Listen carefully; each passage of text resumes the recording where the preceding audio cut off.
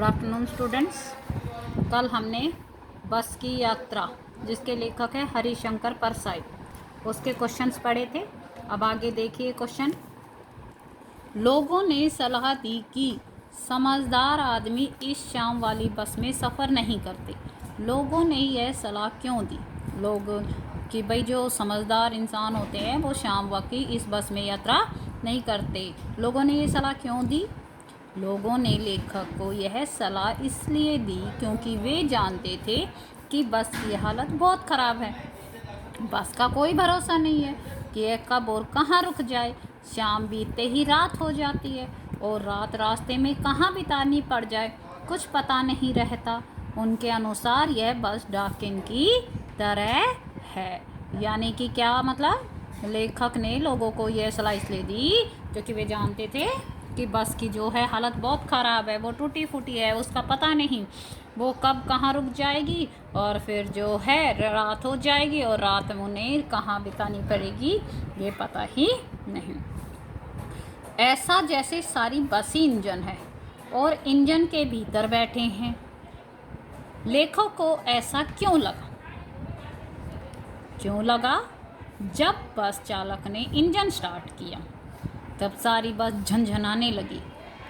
लेखक को ऐसा प्रतीत हुआ कि पूरी बस ही इंजन है, मानो वो बस के भीतर न बैठकर इंजन के भीतर बैठा हुआ, अर्थात इंजन के स्टार्ट होने पर इंजन के पुर्जों की भांति बस के यात्री हिल रहे थे। मतलब जब बस का इंजन स्टार्ट किया गया तो सारी बस भी क्या हुई, पूरी झंझनाहट होने लगी और उन सबको ऐसा लग रहा था वो कहाँ बैठे हुए हैं, इंजन के स्टार्ट होने पर जैसे इंजन के पुर्जों के ऊपर ही भांति हिल रहे हैं क्योंकि पूरी बस हिल रही थी। गजब हो गया, ऐसी बस अपने आप चलती है। लेखक को यह सुनकर हैरानी क्यों हुई? बस की वर्तमान स्थिति देखते हुए इस प्रकार का आश्चर्य व्यक्त करना स्वाभाविक था। देखने से लग नहीं रहा था कि बस चलती भी होगी, परंतु जब लेखक ने बस के हिस्सेदार से पूछा तो उसने कहा चलेगी ही नहीं, अपने आप चलेगी। मतलब ये जब बस की जो उस समय की स्थिति थी कि वो कैसी टूटी फूटी और वृद्धावस्था में थी तो आश्चर्य तो व्यक्त करना स्वाभाविक ही था क्योंकि देखने से ही लग रहा था कि बस चलती भी होगी कि पता नहीं। लेकिन जब बस के हिस्सेदार से पूछा गया तो उसने कहा हाँ चलेगी ही नहीं, अपने आप ही चलेगी। मैं हर पेड़ को अपना दुश्मन समझ रहा था।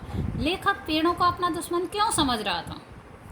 बस की जर्जर अवस्था से लेखक को ऐसा महसूस हो रहा था कि बस की स्टीयरिंग कहीं भी टूट सकती है तथा ब्रेक फेल हो सकता है।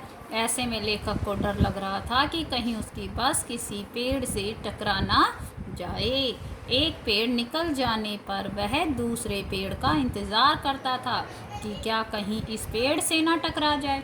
यही वजह लेखक को हर पेड़ अपना दुश्मन लग रहा था। मतलब बस इतनी जर्जर अवस्था में थी कि बस का स्टीयरिंग कभी भी ऐसा हो सकता था कि वो टूट जाए और अगर वो स्टीयरिंग टूट जाएगा तो क्या होगा, ब्रेक फेल हो जाएगा। ब्रेक फेल हो जाएगा तो बस किसी भी पेड़ से टकरा जाएगी। इसलिए हर पेड़ को देखकर लग रहा था कि अब बस ये पेड़ मेरा दुश्मन है, कहीं बस इससे टकरा ना जाए। लास्ट क्वेश्चन देखिए। सविनय अवज्ञा आंदोलन किसके नेतृत्व में किस उद्देश्य से कब तथा कब हुआ था? ये हमें जो भी किताबें उनके आधार पर लिखना है क्योंकि इसमें लेसन में सविनय अवज्ञा आंदोलन के बारे में आया। तो हमने बताया था सविनय अवज्ञा आंदोलन किसके नेतृत्व में हुआ था, कौन थे उसके लीडर?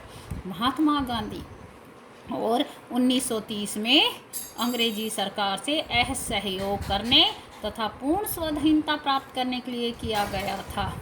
अब इसमें सविनय अवज्ञा का उपयोग व्यंग्यकार ने किस रूप में किया है?